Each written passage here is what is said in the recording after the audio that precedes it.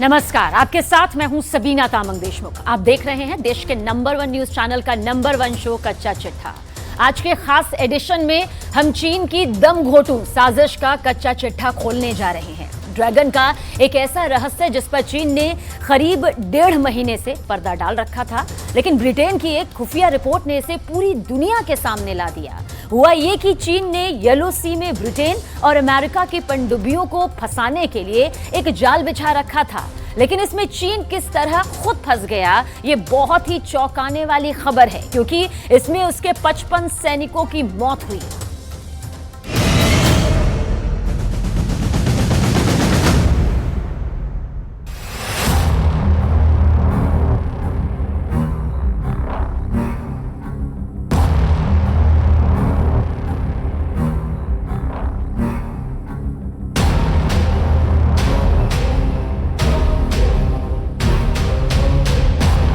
चीन ने 1.5 महीने से जिसे छिपा रखा था वो बेपर्दा हो गया है।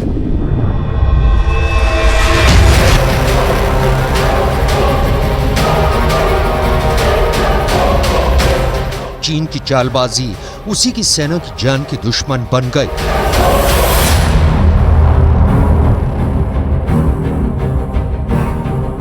यूके की एक सीक्रेट रिपोर्ट के सामने आने के बाद चीन का असल चेहरा उजागर हो गया है।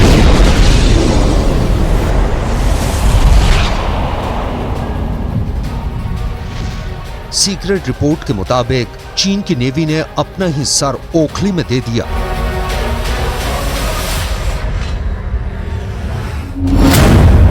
चीन की एक न्यूक्लियर सबमरीन हादसे का शिकार हो गई। हादसे में 55 सैनिकों के मारे जाने की आशंका है।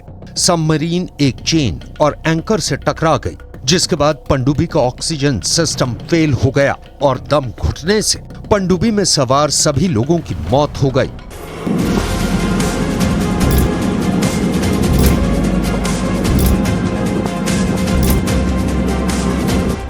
यूके की एक सीक्रेट रिपोर्ट के मुताबिक चीन की पनडुब्बी जिस जानलेवा जाल में फंसी, उसे चीन की सेना ने ब्रिटेन और अमेरिका की पनडुब्बियों को फंसाने के लिए समंदर में बिछा रखा था। लेकिन चीन का यह कारनामा अपने पांव आप कुल्हाड़ी मारने जैसा बन गया और खुद के बुने जाल में फंसकर परमाणु पनडुब्बी समंदर में डूब गई। इस हादसे के बाद खुद को बड़ा होशियार समझने वाला चीन अपना सा मुंह लेकर रह गया है।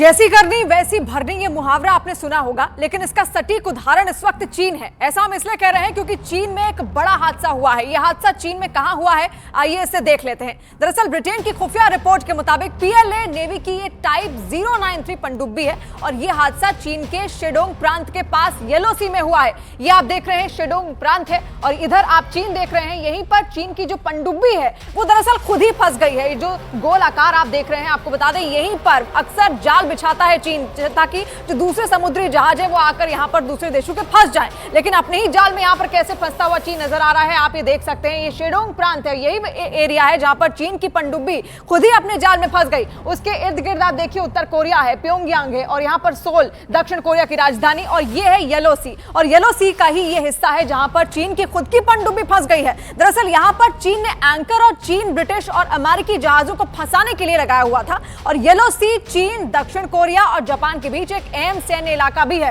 तो देखिए बेहद अहम सैन्य इलाका इसको माना जाता है। यहां पर अक्सर अपने जाल बिछाता है चीन, ताकि जो पश्चिमी देशों की जो पनडुब्बियां हैं वो यहां पर आकर फंस जाए। खासतौर पर अमेरिका की अगर कोई पनडुब्बी इस येलो सी से होते हुए गुजरती है तो यहां पर आकर वो फंस जाए। लेकिन येलो सी उत्तर में चीन, पूरब में उत्तर कोरिया और दक्षिण कोरिया, दक्षिण में जापान के दक्षिणी द्वीपों और पश्चिम में पूर्वी चीन सागर से घिरा हुआ है। और चीन येलो सी में एक नए समुद्री बेस बना रहा है और यहां पर तेल और गैस बहुत बड़ा उसका भंडार है जिस पर चीन की नजर टिकी हुई है। लेकिन यह साफ यहां पर दोहराता है कि आखिर देखिए किस तरीके से अपने ही बिछाए हुए जाल में चीन यहां पर खुद फंस गया। उसकी खुद की पनडुब्बी येलो सी के इस शेडोल प्रांत में खुद ही फंस गई है।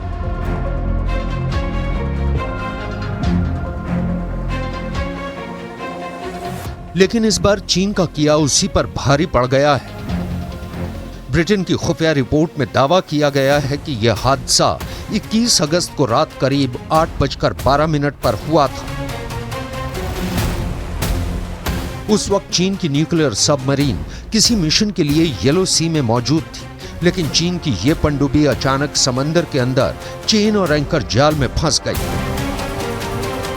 एंकर जाल से निकलने की चीन की सेना ने बहुत कोशिश की, लेकिन कामयाबी नहीं मिली।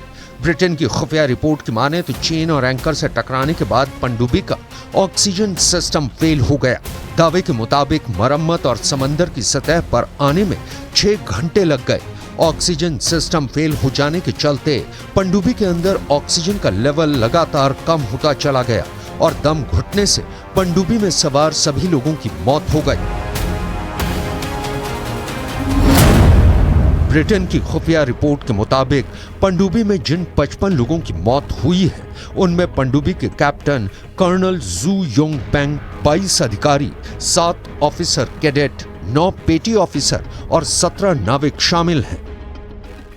दूसरों के लिए जाल बिछाते बिछाते चीन कई बार खुद उसी में फंस जाता है, लेकिन वो कभी नहीं सोचता कि क्या वो अपने ही बिछाए हुए जाल में फंस सकता है, और इसे कहते हैं अंगारों पर पैर रखना। चीन अक्सर ऐसा काम करता रहता है, और चीन की जिस पनडुब्बी की डूबने की खबर है वो टाइप 093 पनडुब्बी थी। ये परमाणु हथियारों से लैस थी। किस तरीके की तकनीक इसमें इस्तेमाल की गई है, ये ग्राफिक्स के जरिए हम आपको समझाते हैं। जो चीन की पनडुब्बी यहाँ पर फंसी है, आखिर उसमें क्या खासियत है वो आप देखिए। देखिए यहाँ पर किस तरीके से सोनार इसमें है, टॉर्पिडो ट्यूब यहाँ पर है, एक्सरे हैच है, हाइड्रोप्लेन का जो टेक्नोलॉजी है वो उसमें अपनाई जाती है। टॉर्पिडो रूम भी यहाँ पर है, क्रू केबिन के लिए एक कमरा है, कंट्रोल रूम है, प्रोपल्शन मशीन है, शाफ्ट है और एक्सेस हैच है, न्यूक्लियर रिएक्टर है। ये तमाम इसको हम विस्तार से आपको बताते हैं। इसमें परमाणु बम से लोडेड टॉर्पिडो लगे हुए हैं, और ब्रिटेन की खुफिया जानकारी के मुताबिक चीन की पीएलए नेवी ने इस जाल को ब्रिटेन, अमेरिका या फिर नेटो की पनडुब्बियों के लिए पकड़ने के लिए लगाया हुआ था, लेकिन उसी के लगाए हुए चेन और एंकर डिवाइस में उसकी ये पनडुब्बी जाकर फंस गई। और ये चीन की उसी पनडुब्बी का मॉडल है जो इस वक्त आप यहाँ पर देख रहे हैं। हमने ग्राफिक्स के जरिए आपको समझाने की कोशिश की है कि आखिर उसमें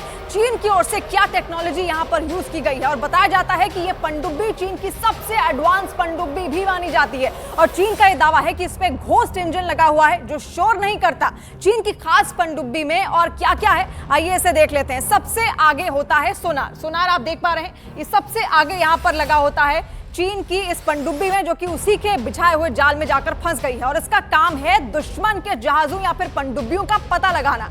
और उसके ऊपर टॉर्पिडो ट्यूब होता है, ये आप देख पा रहे हैं, ये है टॉर्पिडो ट्यूब जो कि ठीक सोनार के ऊपर यहाँ पर लगा हुआ है, जिसमें हमला करने के लिए टॉर्पिडो लगे होते हैं। और इस पनडुब्बी के टॉर्पिडो परमाणु बम से ये लैस होते हैं। इसके पीछे टॉर्पिडो रूम भी होता है, आप टॉर्पिडो रूम भी आप देख पा रहे हैं, यहाँ पर टॉर्पिडो रूम है। ठीक जो टॉर्पिडो ट्यूब है उसके यहाँ पर टॉर्पिडो रूम यहाँ पर लगा हुआ है, जहाँ पर रिजर्व टॉर्पिडो रखे जाते हैं। क्रू केबिन के सबमरीन के क्रू मेंबर यहाँ पर होते हैं। ये है क्रू केबिन, जहाँ पर सबमरीन के जो क्रू मेंबर्स हैं वो रहते हैं। इसके ऊपर ये रडार और संचार एंटीना भी लगा हुआ है। आप देखिए किस तरीके से रडार और संचार एंटीना जो है वो भी यहाँ पर लगाया हुआ है। वहीं न्यूक्लियर रिएक्टर इस सबमरीन का सबसे अहम हिस्सा होता है। इसी रिएक्टर में तैयार न्यूक्लियर एनर्जी से ये पनडुब्बी चलती है, और इसके पीछे प्रोपल्शन मशीन होती है जो पनडुब्बी की मूवमेंट को कंट्रोल करता है। तो देखिए एक एक तरीके से हम आपको बता रहे हैं क्या क्या तकनीक यहाँ पर यूज की गई है। और सबसे पीछे यहाँ पर शाफ्ट होता है।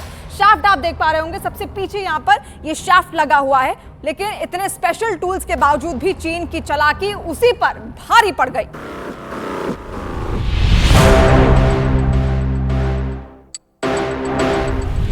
दरअसल चेन और एंकर जाल समंदर की तलहटी में पनडुब्बियों को तबाह करने के लिए लगाया जाता है। इसमें एक भारी चेन होती है जो 2 एंकरों के बीच लटकी होती है। इन्हें ही समंदर के अंदर बिछा दिया जाता है। जब कोई पनडुब्बी चेन और एंकर ट्रैप से टकराती है तो वो बहुत ही आसानी से इस चेन में उलझ जाती है, जिससे उसका प्रोपल्शन मशीन सही से काम नहीं कर पाता, जिसके बाद वो पनडुब्बी या तो दुश्मनों की पकड़ में आ जाती है या फिर उसका वही हाल होता है जो चीन की इस पनडुब्बी के साथ हुआ है।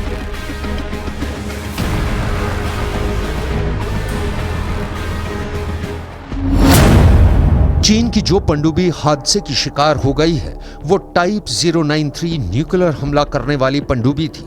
चीन के पास ऐसी 6 पनडुब्बियां हैं। इस पनडुब्बी का वजन करीब 6000 टन होता है। इसकी लंबाई करीब 351 फीट होती है।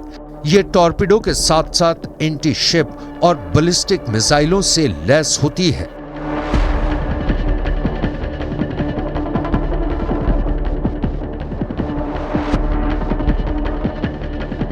ब्रिटेन की टॉप क्लास खुफिया एजेंसियों की रिपोर्ट में कहा गया है कि चीन की नेवी के ऑफिसरों की मौत की वजह पनडुब्बी के अंदर ऑक्सीजन सिस्टम में आई खराबी थी। इस तकनीकी खराबी की वजह से पानी के अंदर फंसी सबमरीन के अंदर का माहौल दम घोटू हो गया।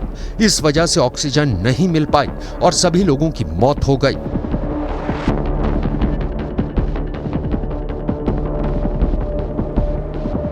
दरअसल हादसे के वक्त चीन की नेवी की हालत सांप छुछुंदर की हालत जैसी हो गई थी।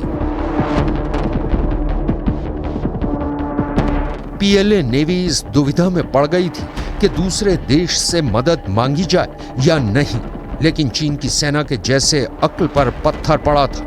उसने अमेरिका या फिर ब्रिटेन से मदद मांगने के बजाय पनडुब्बी में सवार सभी लोगों का गला घोंटना बेहतर समझा। और अब जब उसका भेद खुल गया है तो अपना सा मुंह लेकर रह गया है।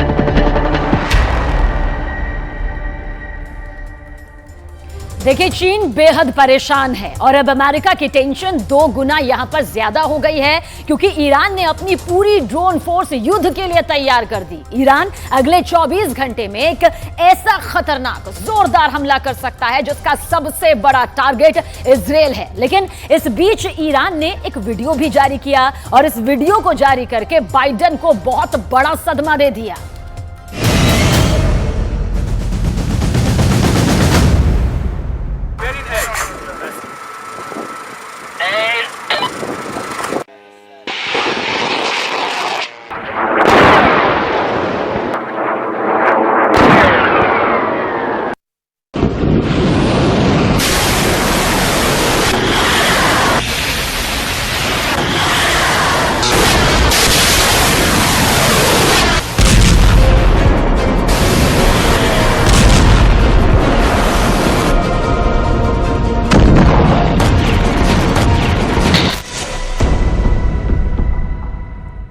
ये ड्रोन के लॉन्च होने का वीडियो।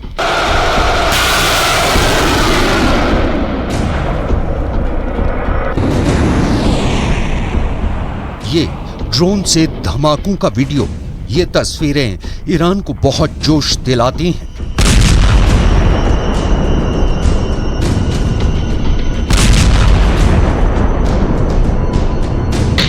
और यही वजह है कि उसने अमेरिका को एक वीडियो दिखाकर ऐसा शॉक दिया है जिसकी चर्चा पूरी दुनिया में हो रही है।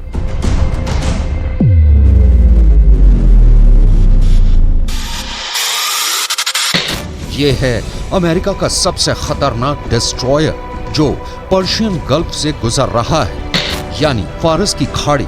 इसे ईरान अपना इलाका मानता है, लेकिन खबर यह नहीं, चौंकाने वाली बात यह है कि अमेरिका के इस डिस्ट्रॉयर का वीडियो जो रिकॉर्ड कर रहा है वो ईरान का एक अटैक ड्रोन है। इस वीडियो में ईरान के ड्रोन ने अमेरिका के इस जहाज को टारगेट पर लिया हुआ है और यही बात बाइडेन को डराने लगी है।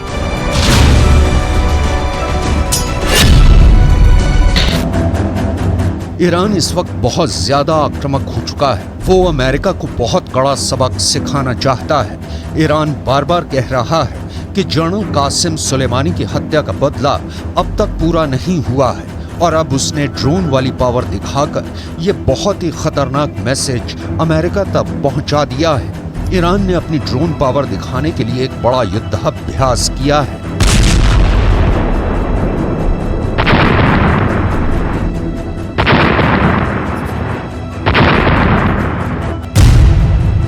इस युद्धाभ्यास में 200 से ज्यादा ड्रोन लॉन्च किए गए जो उसने खुद बनाए हैं। जिन ड्रोन को इस युद्धाभ्यास में शामिल किया गया उनमें चामरोश, यासिर, सादिक, पेलिकन, कमान, यज़नदान और मुहाजिर ड्रोन हैं। इन ड्रोन के जरिए ईरान ने अमेरिका और इजराइल दोनों को बता दिया है कि छेड़ोगे तो छोड़ेंगे नहीं, पूरी तरह बर्बाद कर देंगे।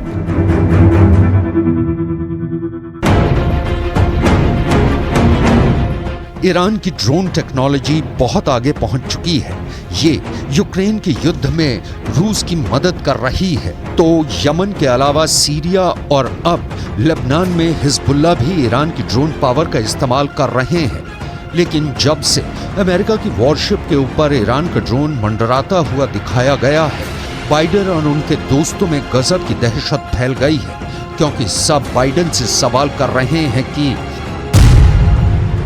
ईरान का अटैक ड्रोन उनके जंगी जहाज के ऊपर उड़ता रहा, उसके बहुत करीब आ गया और उसे टारगेट पर भी ले लिया, लेकिन अमेरिका की नौसेना को इसकी खबर तक नहीं हुई।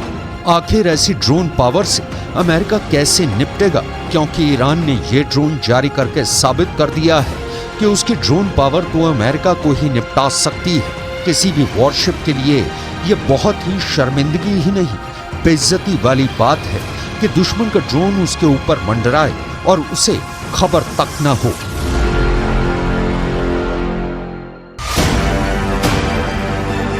अमेरिका का आर्लेट बर्ग जहाज दुनिया की सबसे बेहतर एयर डिफेंस और मिसाइल डिफेंस हथियारों से लैस है। अमेरिका के पास ऐसे 69 जहाज हैं। ये वॉरशिप ऐसे रेडार से लैस हैं जो सैकड़ों किलोमीटर दूर से आसमानी टारगेट को खत्म कर सकते हैं। इसमें लगा एयर डिफेंस सिस्टम भी दुनिया के किसी भी वॉरशिप के एयर डिफेंस से बेहतर माना जाता है और ज्यादा सटीक माना जाता है। इसकी फायर पावर ऐसी है कि ये अकेला वॉरशिप पूरी ईरान की नेवी को खत्म कर सकता है।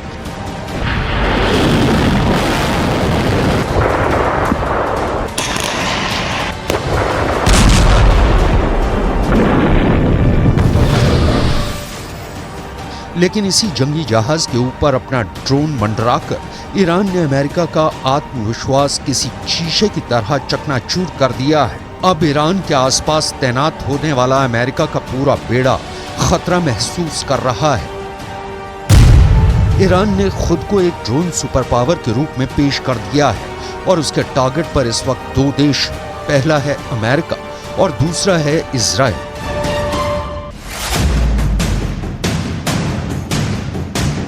ईरान की फोर्स इस वक्त बहुत ज्यादा एक्टिव है। फारस की खाड़ी से लेकर अरब सागर तक जितना भी इलाका है, यहाँ ईरान का खासा दबदबा रहता है और यहाँ पर अक्सर आने वाले अमेरिका के समुद्री बेड़े को भी ईरान बहुत बड़ी चेतावनी दे रहा है। ईरान की ड्रोन एक्सरसाइज में हर दांव परख लिया गया है।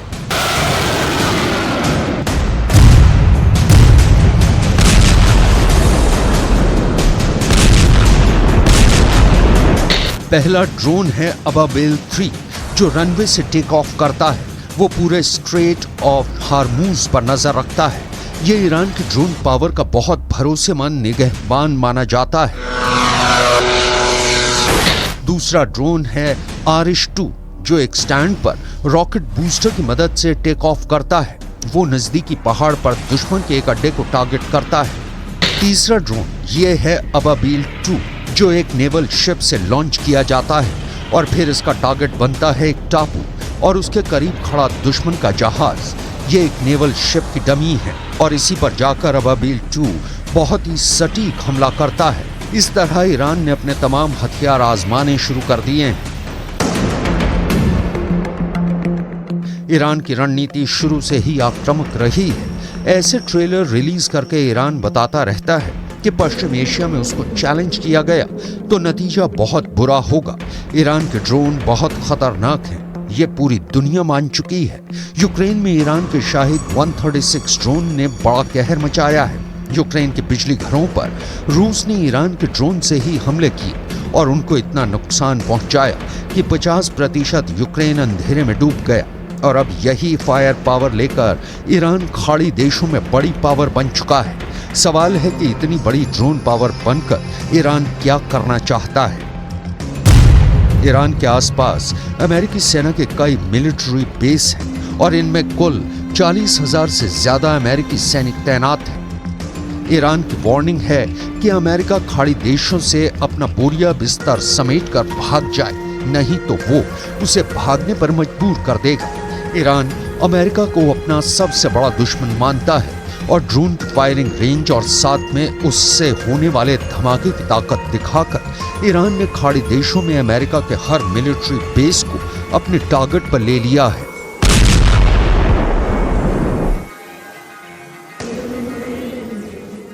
अमेरिका और ईरान के बीच में तनाव लंबे वक्त से है, कई अरसों से है, लेकिन यहां पर यह समझना बेहद जरूरी है कि आखिर ईरान सीधे सीधे तौर पर अमेरिका को चुनौती क्यों नहीं देता। दरअसल कुवैत में अमेरिका के 10 सैन्य अड्डे हैं। ये तमाम गल्फ कंट्रीज में जहां पर सैन्य अड्डे हैं अमेरिका के, वो हम आपको बता रहे हैं। सबसे पहले इसमें आता है कुवैत। कुवैत में 13,000 सैनिक तैनात हैं अमेरिका के, और यहां पर देखिए सैनिकों की आबादी कितनी है, 13,000, जो कि अमेरिकी सैनिक। और बहरीन में अमेरिका ने 12,000 अड्डे बनाए हुए हैं, और यहां सैनिकों की जो संख्या है वो 3,700 के करीब है, और इसी वजह से यहां पर कई फौजी अमेरिका के तैनात हैं। वहीं सऊदी अरब की ओर आगे बढ़ते हैं, और अमेरिका के 10 मिलिट्री बेस यहां पर है सऊदी अरब में, और यहां पर सैनिकों की अगर संख्या की बात की जाए तो यहां पर अमेरिकी सैनिक 3,000 हैं। तो आप देख सकते हैं कुवैत, बहरीन और सऊदी अरब। अब आगे बढ़ते हैं, ओमान में अमेरिका के 6 अड्डे हैं, और यहां पर उसके 600 सैनिक तैनात हैं।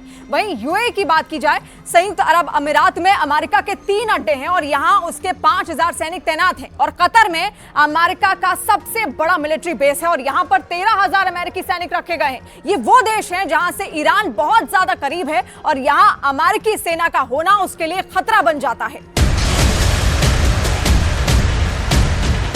यही वजह है कि ईरान अब अमेरिका को इस इलाके में बर्दाश्त नहीं करना चाहता, क्योंकि उससे लगता है कि अमेरिका इन्हीं अड्डों से उस पर नजर रखता है, और यहीं से वो कभी भी ईरान के न्यूक्लियर अड्डों पर हमला कर सकता है। ऐसा इसलिए क्योंकि खाड़ी देशों में अमेरिका के जितने भी अड्डे हैं वहां उसके बहुत ही खतरनाक हथियार तैनात रहते हैं।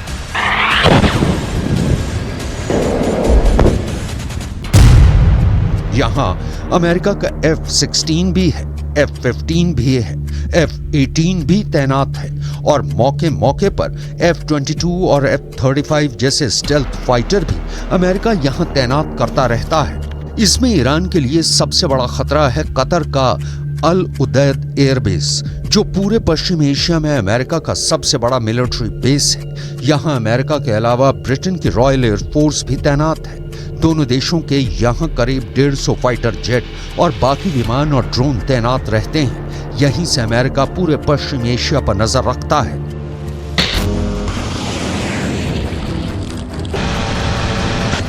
ईरान ने अब अमेरिका को खुल्लम खुल्ला वार्निंग देनी शुरू कर दी है, और इस बार अमेरिका ईरान की धमकियों को हल्के में नहीं ले सकता। अमेरिका के डिस्ट्रॉयर के ऊपर अपना अटैक ड्रोन मंडराकर ईरान ने एक तरह से बाइडेन को युद्ध का नोटिस दे दिया है।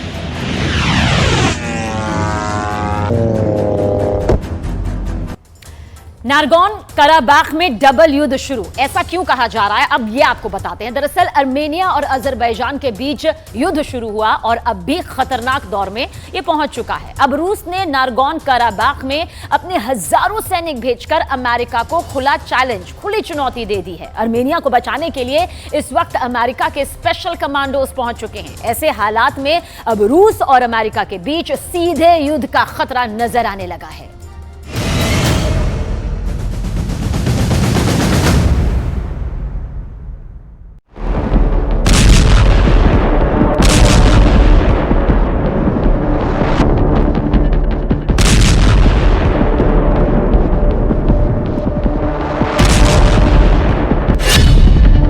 नागोर्नो काराबाख में डबल युद्ध शुरू।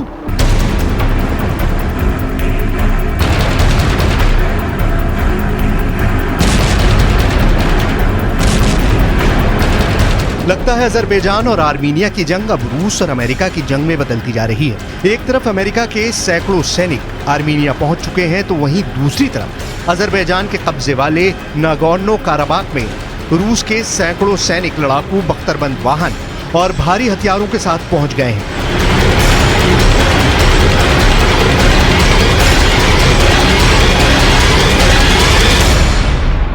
इस वक्त पूरे नागोर्नो काराबाख में कब्रिस्तान जैसा सन्नाटा हो चुका है।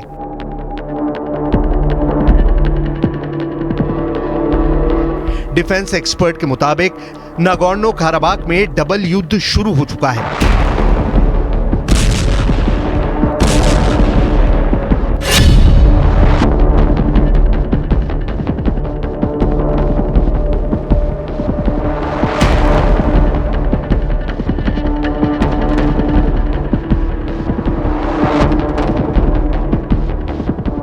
हम आपको आगे बताएंगे कि क्यों ईसाई बाहुल्य आबादी वाले आर्मीनिया को बचाने के लिए अमेरिका आगे आया है। साथ ही हम आपको ये बताएंगे कि क्यों 96% मुस्लिम आबादी वाले अजरबैजान को बचाने के लिए रूस एड़ी चोटी का जोर लगा रहा है।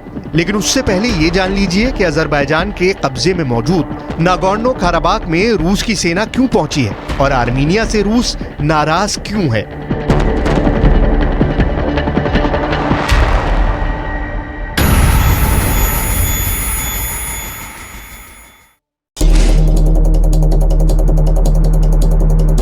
पश्चिमी मीडिया की खबरों के मुताबिक अमेरिका जिस तरह से आर्मीनिया की सेना की मदद कर रहा है, उससे रूस बुरी तरह से भड़क गया है। अमेरिकी पाले में गए आर्मीनिया के फैसले के बाद अब रूस ने अजरबैजान की मदद करने के लिए नागोर्नो काराबाख में अपने 5000 सैनिकों को भेज दिया है। दावे के मुताबिक नागोर्नो काराबाख में रूस के लड़ाकू बख्तरबंद वाहन पूरे नागोर्नो काराबाख इलाके में गश्त कर रहे हैं। भारी हथियारों और सैनिकों की टुकड़ियों ने एक तरह से पूरे नागोर्नो काराबाख पर कब्जा कर लिया है ताकि आर्मीनिया अमेरिका की मदद से कहीं नागोर्नो काराबाख में हमला न कर पाए। हालांकि डिफेंस एक्सपर्ट्स का साफ कहना है कि आर्मीनिया इतना ज्यादा कमजोर हो चुका है कि वो नागोर्नो काराबाख पर कब्जा नहीं कर पाएगा। लेकिन उसके बावजूद रूस ने नागोर्नो काराबाख में हजारों सैनिकों को भेज दिया है। दावा यह भी किया जा रहा है कि रूस इसलिए भी आर्मीनिया से नाराज है कि उसने नागोर्नो काराबाख के मुद्दों को अंतर्राष्ट्रीय अपराध न्यायालय यानी आईसीसी में ले जाने का फैसला किया है। ये वही आईसीसी है जहां से रूस के राष्ट्रपति पुतिन के खिलाफ यूक्रेन में युद्ध अपराध को लेकर गिरफ्तारी वारंट निकाला जा चुका है। Количество российских миротворцев враждующим сторонам удалось договориться о полном прекращении огня из Нагорного Карабаха. На территории Армении организована эвакуация более 98 тысяч мирных жителей, в том числе около 32 тысяч детей.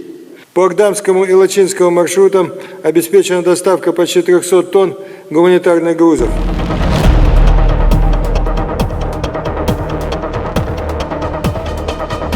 $4,400 किलोमीटर में फैला नागोर्नो काराबाख का इलाका इस वक्त भीषण जंग की चपेट में है।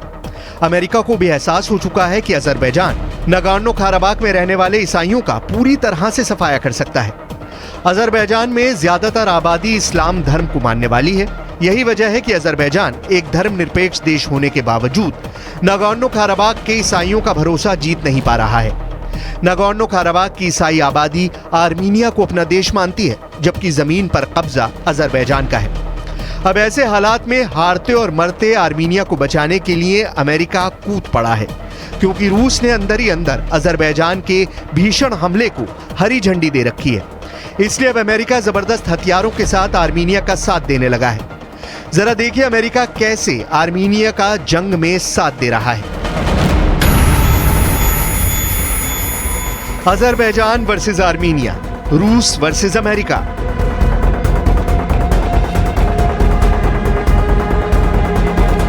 अजरबैजान से खतरे का सामना कर रहे आर्मीनिया को बचाने के लिए अब खुलकर अमेरिका सामने आ गया है। अमेरिकी सेना ने आर्मीनिया की सेना के साथ eagle partner joint military exercise शुरू कर दी है। लगभग 175 आर्मीनिया के टॉप कमांडर और सैनिकों को अमेरिका ने ट्रेनिंग देना भी शुरू कर दिया है। अमेरिकी सेना के 85 सैनिक इस वक्त आर्मीनिया में मौजूद हैं। अमेरिकी सैनिक पहली ब्रिगेड, 101 एयरबोर्न डिवीजन और कैंसस नेशनल गार्ड की सेना आर्मीनिया पहुंच चुकी है। आर्मीनिया की 12वीं शांति सेना ब्रिगेड के सैनिक अमेरिकी सेना के साथ युद्ध अभ्यास कर रहे हैं। Ղարաբաղի հայության ելքը Ադրբեջանի կողմից իրագործվող էթնիկ զտումների քաղաքականության արդյունքում շարունակվում է։ Վերլուծությունը ցույց է տալիս, որ առաջիկա օրերին Լեռնային Ղարաբաղում այլևս հայտ չի մնա։ Սա էթնիկ զտման եւ հայրենազրկման ուղղակի ակտ է եւ այն, ինչի մասին մենք երկար ժամանակ ահազանգում էինք միջազգային հանրությանը։